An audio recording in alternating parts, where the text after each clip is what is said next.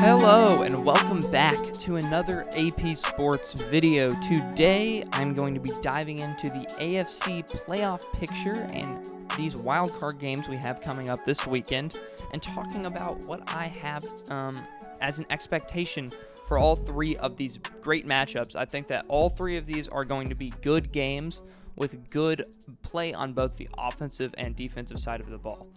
Before I get into all of that, please do like and subscribe if you enjoy. It helps us out a ton when you do that. Most of our watch time comes from non-subscribers, so that is not a good sign. I'd love for it if you could just hit the red button and we can continue on with the video. So, the first matchup I want to talk about is the number 2 seeded Buffalo Bills versus the number 7 seeded Indianapolis Colts. Overall, I have good expectations for this game, but at the end of the day, this Bills team is favored. They're a 6-point favorite, and they are on an absolute tear. They have all the momentum in the world. The Colts, on the other hand, do not have really any sort of a momentum swing. They beat the Jaguars to finish the season. They lost in an upset, or not even an upset. They lost in a comeback victory for the Steelers just 2 weeks ago. I am very conflicted. This Colts defense has completely outlived all of my expectations. Xavier Rhodes has been very good as a cornerback, who last year he was not. He shouldn't have made the Pro Bowl like he did, but he was not even a good cornerback in the first place. Now he has come out and given very good performances. I've been impressed with his play. DeForest Buckner has completely changed the face of this team. He is leading the defensive line. He is making all the big plays he needs to. He's doing everything he can to stop the run and get to the quarterback on pass down situations. Plus, they have Darius Leonard, one of the best linebackers in the NFL already. He is a fantastic player. This season, he's been a little bit quiet, but I think he will get it done. He is a great player. Against a good team like the Bills, he is going to make big plays. It's his game. It's what he does. So, with that said, I want to move on to the offensive side of the ball for the Colts. They've got Jonathan Taylor, who has been lighting it up to end the season, the rookie running back out of Washington. I love the way he plays. He reminds me of Derrick Henry a little bit, just in the style of running. He is a workhorse running back coming straight out of college, which is a really impressive thing to do, to be given 30 carries in an NFL game after college, literally your rookie year. Not even Derrick Henry did that. So I think that his impressive play paired with Phillip Rivers, coming out and doing Phillip Rivers things. He's thrown for 4,200 passing yards, 24 touchdowns, 11 interceptions. He's been good. Not great. He's been good. He's throwing very accurately at 68% completion rate. He is doing this without really any giant receivers. He doesn't have one standout, breakout young guy who can run a 4.4 on the 40-yard dash. He's got T.Y. Hilton, Zach Pascal, Michael Pittman Jr., things like people like that, Those aren't DeAndre Hopkins, Stephon Diggs, Michael Thomas. These are decent wide receivers, but nothing crazy. And the fact that Phillip Rivers has done what he has with a receiving core like that has been very impressive in my opinion, especially when he's had a lot of his seasons with good offensive players like Keenan Allen and other people like that. The first and second downs are going to be very important from a running perspective. They need JT to get 5-6 yards at least once a down, Just make these third downs a lot shorter than they have to be. That's a giant problem for the Steelers, who I'll talk about later. That's a good example of when you can't get your running game going, you're throwing on 3rd and 10, 3rd and 15, 3rd and 20 after penalties. So with that said, I want to move on to the Bills side of the ball. So obviously, they've got Josh Allen, MVP candidate, been playing out of his mind this season, especially to finish the season. He's been playing incredibly well. It has been extremely impressive what he's been able to do, especially the fact that this is his third year in the league. He was drafted in 2018. So he's been lighting it up from that perspective. Plus, he got one of the best receivers in the game, Stephon Diggs, who has had an incredibly good year. He is lighting it up. Last week against the Patriots, he got pulled at like halftime and had like 8 catches for 158 yards and 3 touchdowns. I'll throw up the stats here. I don't know exactly what they are, but they were crazy, especially for half the game. Stephon Diggs, they've got Zach Moss, who is a rookie running back. He's going to be able to, get some red zone situations. He can probably push the pile at the 1-yard line. And he's nowhere near as talented as Jonathan Taylor, but he can get the job done. They've got plenty of good players. Cole Beasley, John Brown, guys who will get it done for Josh Allen. And Josh Allen can get it done with his legs, too. This offense almost looks like one of the best in the NFL. Not almost, they are one of the best in the NFL from an offensive side of the ball. Defensively, they're a little bit weaker. So they've got the personnel. They've got Ed Oliver, Tre'Davious White. They've got plenty of personnel guys that can get it done that I think will step up in this playoff game. Tre'Davious White has had a bit of a disappointing season, but as it's progressed, he's just gotten better. The stats for this team have gotten better towards the latter half of the season. I do have my questions whether those stats are based on the matchups. They're playing teams like Cincinnati and the Patriots.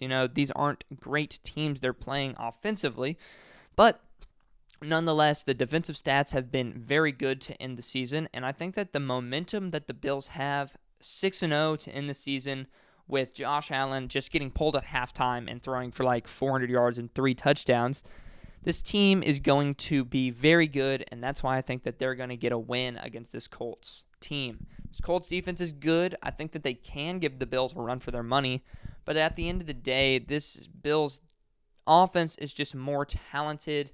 Plus, it's not that they have a bad defense. It's an above-average defense. It's just not as good as I would expect from players like Tre'Davious White, Ed Oliver, Tremaine Edmonds, Mario Addison. Plenty of guys who can get it done, and I think they will. I think Phillip Rivers is going to have to step up, and do I think he can do that as a pretty old quarterback in a new system against a good team? Not necessarily. I think Jonathan Taylor is going to be vital to the success of the Colts. If he can get it going on the ground, Phillip Rivers will be able to get it going in the air.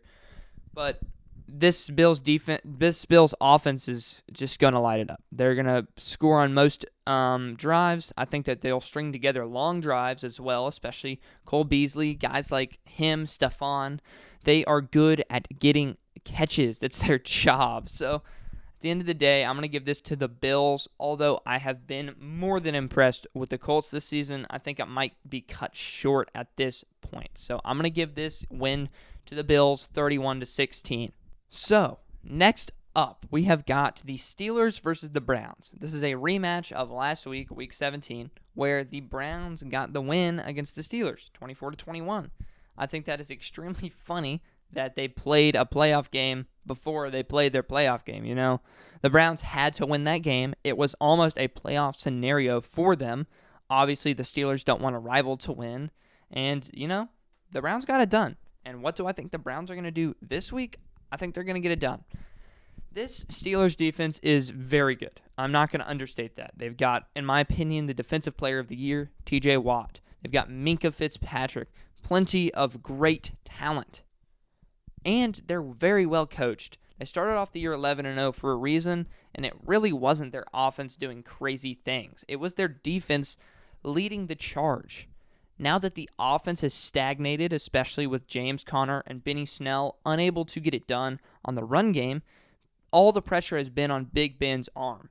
Can Big Ben get it done with his arm? I don't think he can. I don't think Big Ben can get it done with his arm, especially without James Conner helping. They need the run game to allow for these short third downs. They're throwing on 3rd and 10, 3rd and 15, 3rd and 20 after penalties. It's unfortunate that James Conner can't do it. I was all aboard him and the hype train, and I thought he was going to come back and play like he did in 2017. He didn't. I even drafted him in fantasy football. I put money on it. I said he would have a better season than Chris Carson. He didn't. It was unfortunate, but it happened. He started off the year hot. He started off the year very well. He was rushing for 100 yards and a touchdown most weeks, and the Steelers were winning. Now that he's not rushing, they're losing. I think that is not a coincidence. I think it's directly related. If the Steelers' run game can't get it done, the Steelers' passing game can't get it done. They need to be able to have short down situations because Big Ben just can't get it done from that aspect anymore. I'd love to see James Conner have a good game. Do I think he will? No. I think that this Browns run defense is a lot better than their pass defense, but I don't think that Big Ben will get it done. Chase Claypool has been very good this season. He's a rookie wide receiver. Juju Smith-Schuster, I don't even count his rookie season as a season. He was basically getting easy targets and easy catches because Antonio Brown was drawing everything. Juju is a talented player, but do I think he's as good as most people would think so? No, I don't. He's also been talking a lot of trash recently. I think he might have jinxed the team, and he's TikTok dancing on logos, and getting rocked by Cincinnati. It's not impressive what the Steelers are doing right now. And the fact that he called out the Browns and was like, they're the Browns. The Browns are the Browns. They'll never be good. They've got a couple good guys, but we'll beat them. You literally lost last week. I know you started Mason Rudolph at quarterback, but come on. You don't call your team trash before you play them, especially if you've been playing trash all season. I'm kind of excited to see this game because I really want the Browns to win. I want them to beat the stigma that they're a horrible team. I know that they've been horrible. They haven't always been a good team, but Baker Mayfield has been playing excellent all season. He's got Jarvis Landry to help him, David Njoku, plenty of offensive talent. I know I've said that a lot about all these teams, but that's the reason they're in the playoffs. Nick Chubb and Kareem Hunt are big. Kareem Hunt is very, very vital to the success of Baker Mayfield. He gives Baker the ability to dump it off. That was a big problem last year. He couldn't get any sort of short passing down situations to make those third downs easier, or if he can't get anything downfield, instead of forcing it and throwing a pick, he now has the option to throw to Kareem Hunt or throw it away. It's opened his eyes a little bit to that aspect of the game. And with Nick Chubb playing as well as he has this season, even after a big injury early in the season, I really think this Browns team is going to win. I'm going to say it's going to be somewhat of the same game they played last week. Honest to God, I think Mason Rudolph played a similar game as Big Ben will play this game.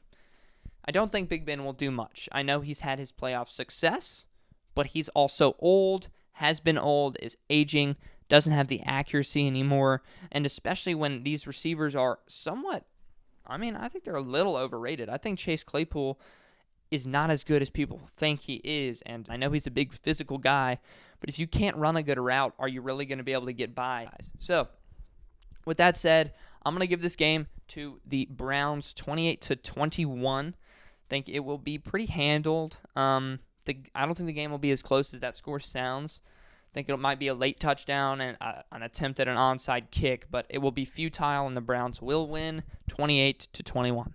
Next up is a repeat of last year's divisional game. It is the Titans versus the Ravens. So, Ravens this year were a very weird team. They started off kind of cold.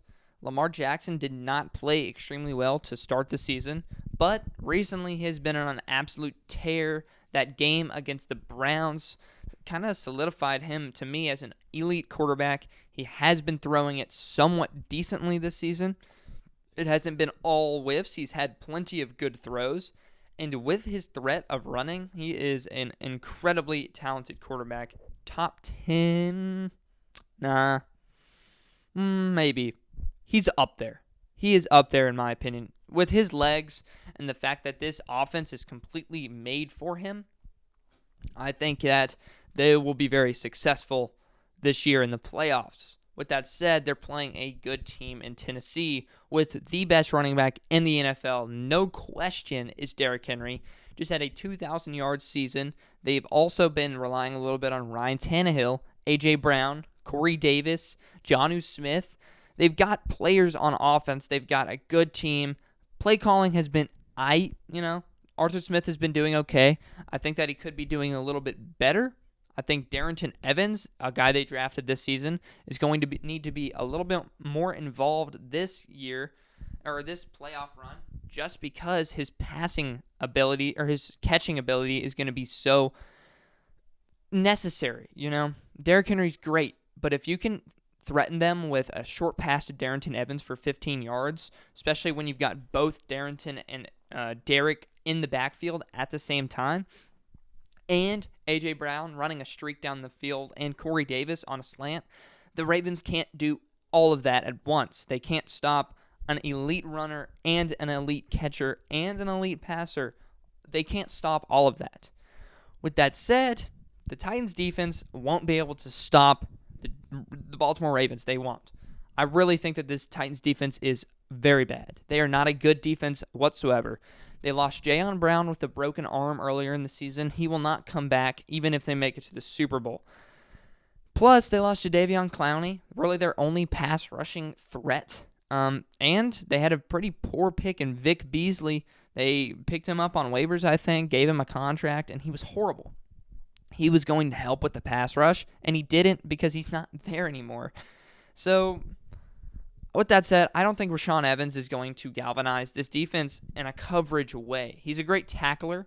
He's a great linebacker to have if you already have a leader. I don't think he's a leader. He's been ejected for throwing punches. All he really does is tackle. He's fast. He's athletic. But he's not a very smart player like Jayon Brown was. Jayon led this defense. He was the leader of this defense, even with guys like Kevin Byard. People like him that are as talented as they are. Jayon was still, putting this defense on his back somewhat. It reminds me a little bit of Demario Davis. A little bit worse than Demario Davis, might I add. But he has the smarts. He is the leader of his defense, his team. So, with that said, do I think the Ravens are going to do anything? Yes. I think Lamar's going to have a great game. I think Marquise Brown will have a couple long bombs. I know Adoree Jackson will probably be on Marquise most of the game just because they're both speed guys. And Adoree has not been good. He has been bad. He's missed most of the season, and when he has played, he's been playing pretty poor. I think he's still struggling a little bit from a health perspective. He doesn't necessarily look as fast as he used to, especially last season against Tyreek Hill, or 2 seasons ago. Whatever the case is, neither Marquise or Adoree have been good, but I think Marquise is going to get 1 or 2 big catches. I think Lamar is going to throw somewhat accurately, especially with Mark Andrews, and the Titans don't have any coverage. They have probably the worst third down defense in the entire NFL. It is treacherous how bad it is. It is very bad defense on third down. But, like I said, Derrick Henry. That's all I need to say. Ryan Tannehill completed 8 passes last year against this Ravens team, and the Titans won handedly. That was in big help to their defense, but Derrick Henry also ran for 195 yards. I think Derrick will have a great game. I think he will. Although the Ravens added Calais Campbell, they've got a lot of new pieces on defense. Just stop the run specifically almost. But Derrick is a very, like I said, he's the best running back in the NFL. You're not going to stop him. I think minimum he has 120 yards. The Titans are going to have to ride him, and if they can't, I don't think Ryan Tannehill can throw himself out of this game. I don't think he can throw to A.J. Brown and Corey Davis for the entire game. He needs Derrick Henry to be successful. That's why I think Darrington Evans is going to be important, especially if the Titans fall behind. They need a pass-catching running back, and that's exactly why they drafted Darrington. I'd love to see him be utilized a little bit more. Do I think Arthur Smith will do that? Probably not. Do I think they should? Yes, I do. So, with that said, it pains me to say this as a Nashville native, a Titans fan, but this defense is not good enough to keep up with the high-flying offense. I love Derrick, but as soon as the Titans fall behind, they're going to have to rely on passing. And same thing happened last year against the Chiefs. Derrick couldn't do everything. He couldn't carry all 10 other players on offense like he can throughout the season, and that he's been run into the ground this season. He's ran for 2,000 yards. I don't think he can do it this game, and I don't think that's Derrick's fault. I think that's the fault of the offense for relying on him too much. So, with that said, I'm going to give this game to the Ravens 43-27. I think it'll be closer than that score implies. I think that the Titans might fall behind early and then have to throw and continue to fall behind. But I think once that happens, they'll have to start to just kind of take the risk and run it with Derek. That'll probably work after a little bit, and we might have a game on our hands. But for now, I'm going to give the Ravens the edge, 43-27. Thank you so much for watching. If you got to this point in the video, I'd appreciate a subscription, a like. It's really so easy to do. Please comment anything, any opinions you have. I'd love to speak with you. I love talking in the comments. It's very fun to be able to hear y'all's opinions. So, with that said, thank you so much for watching, and I'll catch you next time.